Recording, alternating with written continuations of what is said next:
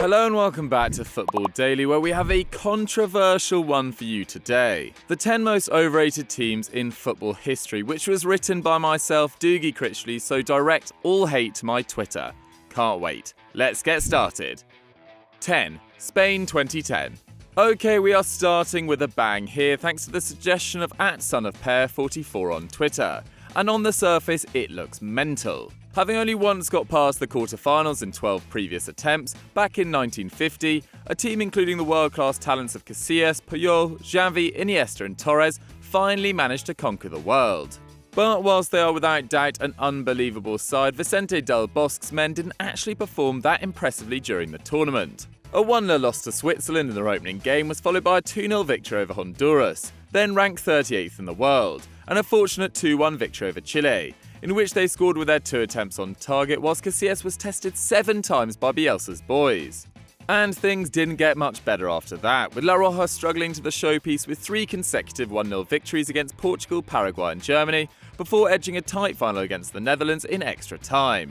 David Vieira might have shared the World Cup Golden Boot with 5 goals, but Spain only scored 8 in 7 games, 3 fewer than any other post-war champion. A phenomenal side that didn't play anywhere near their potential, their performance is overrated.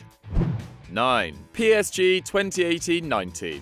If you are enjoying this video so far, don't forget to subscribe to Football Daily and hit that notification bell to never miss out. There were loads of you suggesting PSG, including @Moiser, but we've chosen the 2018-19 edition for our spot at number 9. By the time last season rolled around, PSG had won 5 of the previous 6 league titles, and assembled a squad which included Dani Alves, Thiago and their fabled front 3 of Mbappe, Cavani and Neymar. Led by the much-admired Thomas Tuchel, who had won a Pokal and 63% of his matches at Dortmund, 6% more than Klopp had, the Parisians were expected to finally land that elusive Champions League title. And it looked likely going into their last 16 second leg. Not only had they recovered from losing their opening game to top a group containing eventual champions Liverpool and Napoli, but they won the first leg 2-0 away at Man United, then ranked as the 4th best side in England. Everyone knows what happened next. A Lukaku double and a controversial injury time penalty from Rashford saw them exit at the last 16 stage for the 4th consecutive season. 8 defeats in all competitions, their most since 2011-12, a quarter-final exit in the Coupe de la Ligue, and a runners-up finish in the Coupe de France meant Mbappe's incredible 39 goals in 43 appearances went largely under-awarded. 8. Liverpool 2004-5. Liverpool's 2005 Champions League triumph from 3-0 down at half-time is without doubt the most miraculous turnaround in football history. But what makes it even more special is that it was achieved with such a mediocre side.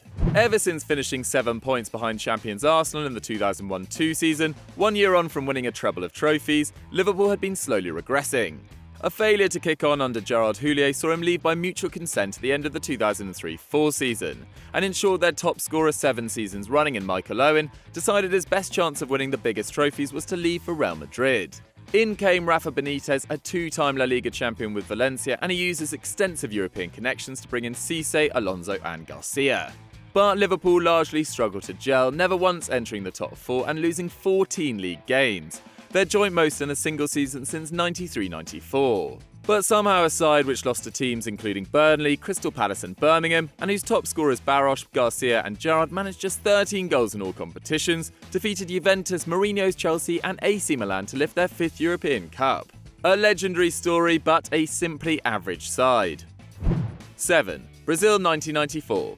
Whereas their previous champions had included the likes of Pele, Garrincha and Carlos Alberto, the 1994 side led by Carlos Alberto Pereira was, in their own coach's words, based around resilience and organisation.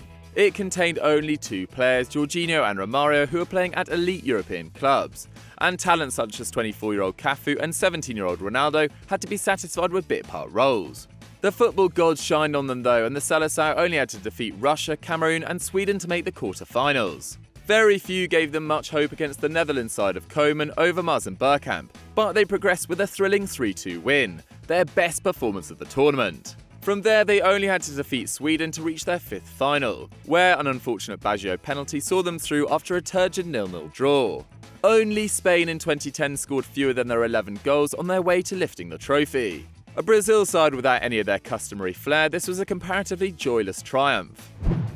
6. Dortmund 1997. We could have included Chelsea's 2012 Champions League triumph in a season in which they finished 6th, but we feel that is a story that has been told too many times across our two channels. Instead, we have chosen to focus on 8-time German champions Borussia Dortmund's miraculous 1997 victory. There can be almost no comparison between the 97 side and Klopp's 2013 team. Scorers of just 63 league goals, just one more than 10th place Cologne, and 18 fewer than they managed 16 years later, Ottmar Hitzfeld's Dortmund finished a distant third, 8 points behind champions Bayern Munich. But after conceding 8 goals in 6 group games, only topped by Rosenberg of sides to progress to the knockouts, Dortmund thrashed Auxerre, who would eventually finish 6th in France, and scrape past Man United to make the final. They're a side led by the excellent Sammer and including Paul Lambert, signed from Motherwell for one solitary season, miraculously beat the Juve side of Deschamps, Zidane, Del Piero and Thierry 3-1. Their top scorer that season, Chapusat, scored just 14 league goals, and the following campaign saw them finish 10th in the Bundesliga. Truly a miracle. 5. Real Madrid 2017-18. We had to include one of Zidane's Champions League winners after a torrent of tweets, and at Patrick Bale 11 wanted us to include the 2015-16 version. But we disagree because that seemed harsh on Zizou. He took over on the 4th of January 2016 with Real third, and subsequently lost just one of their last 20 league games of the season, and beat a very strong Atleti side on penalties to lift their 11th European Cup.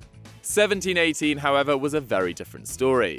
Having made £79 million in transfers the previous summer by selling Morata, Danilo and loaning James Rodriguez to Bayern, Real's lack of investment in an ageing squad showed. They won just 22 league games, their lowest tally since 2005-06, losing to the likes of Girona, Espanyol and Leganés, and finishing with 76 points, 16 points off Barcelona with their lowest tally for 12 years. They were a dodgy penalty away from exiting at the hands of Juve in the quarter-finals, won despite being outplayed by Bayern in the semis, and came in for a lot of luck in the final. Salah's injury, Karius's mistake, a Bale screamer, and Zidane walked away from his ageing side a 3-time Champions League winning manager. 4. Leicester City 2015-16. Without doubt the greatest story in Premier League history, everyone knows how the famous Foxes of Schmeichel, Kante, Mahrez and Vardy went from 14th to 1st in the space of just 12 months. This is made all the more impressive by the fact Leicester spent just £71 million over the preceding 4 years, or pretty much the price of Yuri Tielemans and a Josep Perez. But they won 3 more games than the next best Arsenal and only lost 3 league games all season. From the 21st of November, they only spent 4 weeks off top spot and ended up finishing 10 points clear of the Gooners. But their triumph has to be taken in the context of the relative deficiencies of their rivals. Second place Arsenal finished with just 71 points, 4 less than they collected the following campaign when they finished 5th. That tally was the same amount as Spurs accumulated in 18-19, in a year in which they lost 7 of their final 12 league games and failed to win away from April.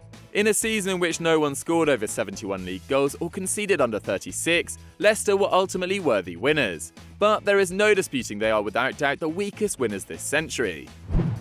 3. Arsenal's Invincibles. Arsenal's Invincibles probably got the most responses in reply to our tweet.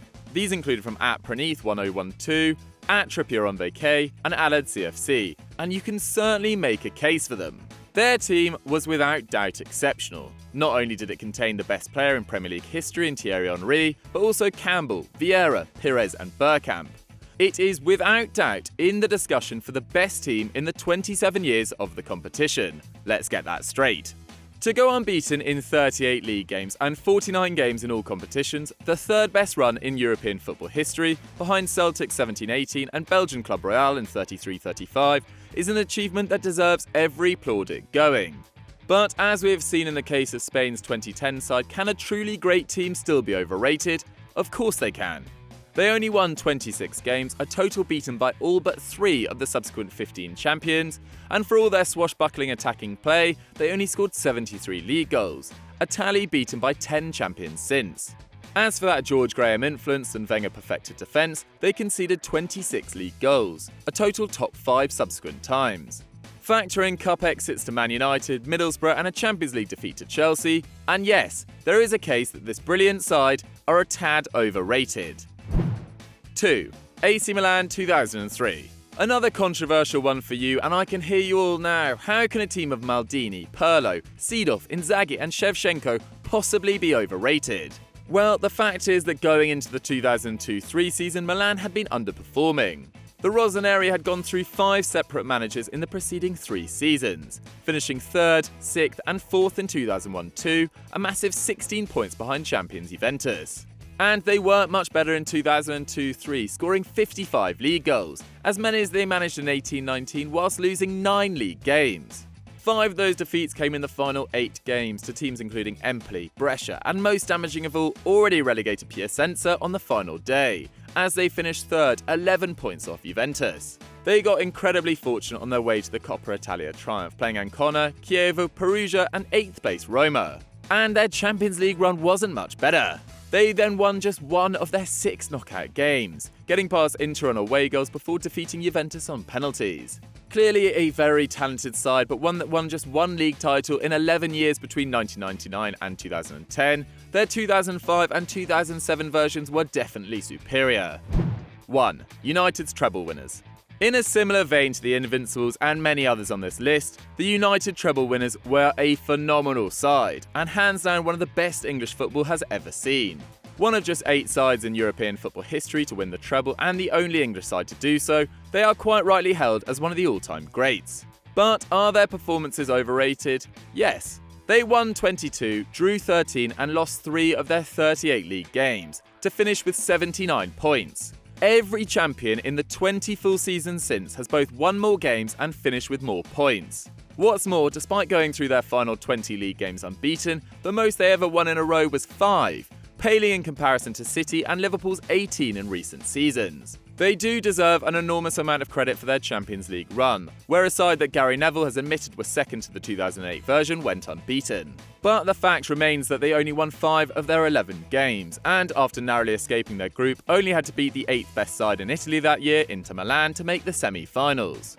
What followed next with victories over Juventus and Bayern will of course live long in legend, and so it should do. 4 defeats in 62 games in all competitions is an incredible return. But was their league performance overrated? Of course it is. So guys, that was our top 10 on the most overrated teams in football history. I know this is going to be spicy, I know this is going to be controversial, but just remember, it's just a game. Football is just a game, so try and keep your abuse, above board. But if you enjoyed this video, remember to like it, leave a comment if you didn't, subscribe to the channel, and I will see you next time. Bye!